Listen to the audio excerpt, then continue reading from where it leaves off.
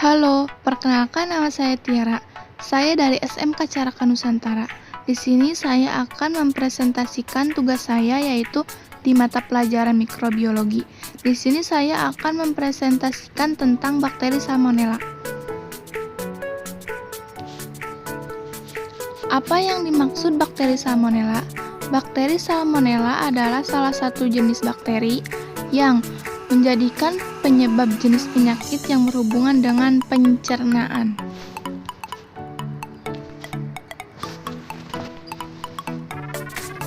Klasifikasi bakteri Salmonella. Ukuran bakteri Salmonella dimulai dari 2-4 mikrometer dengan diameternya 0,3 sampai 0,6 mikrometer. Bakteri Salmonella dapat tumbuh pada suhu 5-47 derajat Celcius dan dapat bertahan hidup pada suhu 35-37 derajat Celcius.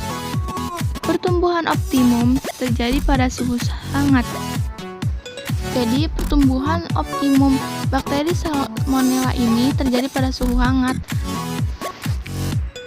Oleh karena itu, infeksi yang disebabkan oleh Salmonella lebih banyak terjadi pada musim panas atau musim kemarau.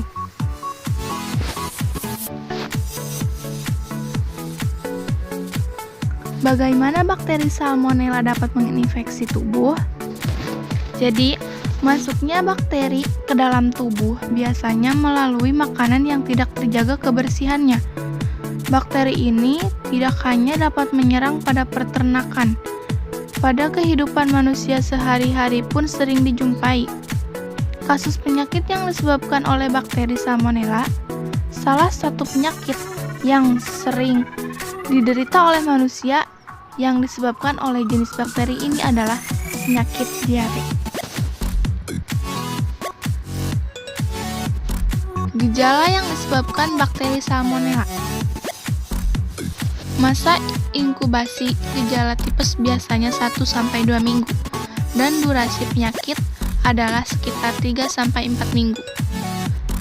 Gejalanya antara lain: pertama, demam, ruam dengan bintik-bintik berwarna merah terutama di leher dan perut. Nafsu makan menurun, sakit kepala, sakit dan nyeri di seluruh tubuh.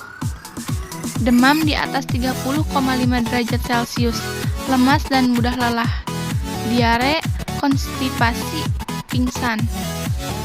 Biasanya gejala umumnya adalah di antara tadi yang sudah saya sebutkan.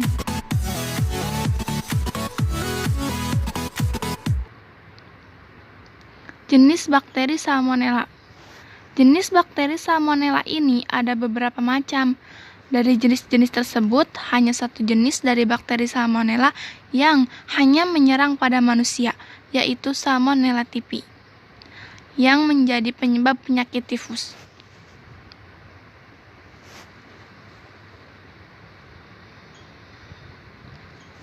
Salmonella typhi memasuki tubuh melalui makanan dan minuman yang telah terkontaminasi. Manusia merupakan satu-satunya reservoir sejati Salmonella typhi.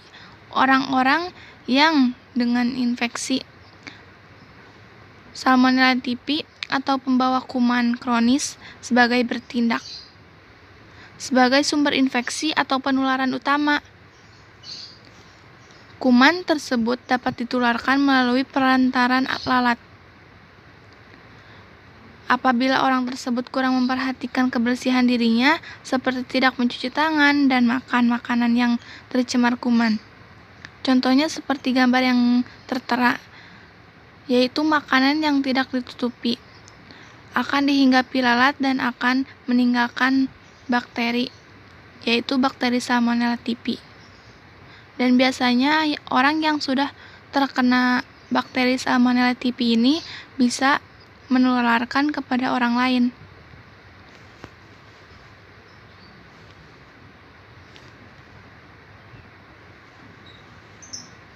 Cara pencegahan. Cara pencegahan ada dua, yaitu pertama, cara pencegahan pada manusia dan kedua, pada hewan. Cara pencegahan pada manusia pertama, Gunakan antibiotik yang untuk mempertahankan kekebalan tubuh dari serangan bakteri Salmonella. 2. Hindari makanan dan minuman yang memiliki resiko sebagai media penularan Salmonella. 3. Masak dan bersihkan makanan, hindari bahan pangan mentah, terutama sayuran yang sering dijadikan lalapan. 4.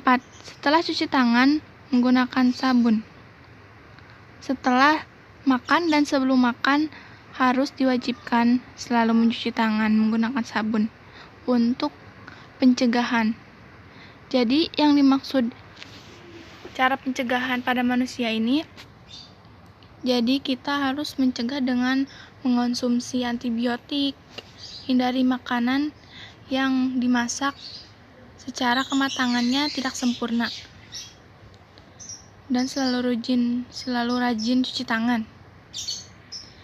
Yang kedua, pada hewan. Pertama, jauhkan binatang ternak yang sudah terinfeksi Salmonella dari binatang ternak yang lainnya yang belum terinfeksi. 2. Gunakan pemeliharaan intensif terutama pada unggas, karena ini akan mengurangi kontak langsung dengan unggas lain yang terserang Salmonella. 3. Menjaga kebersihan kandang dan peralatan kandang. Jadi, yang dimaksudnya adalah jika kita memiliki peternakan, kandangnya itu harus selalu dibersihkan. Keempat, gunakan antibiotik untuk menjaga kekebalan tubuh hewan ternak. Jadi, yang menggunakan antibiotik bukan hanya manusia, hewan pun juga bisa. Jadi, itu adalah tindakan sebagai pencegahan. Umumnya pencegahan lebih baik daripada penyembuhan. Terima kasih. Sekian dari saya. Mohon maaf bila ada salah kata. Terima kasih.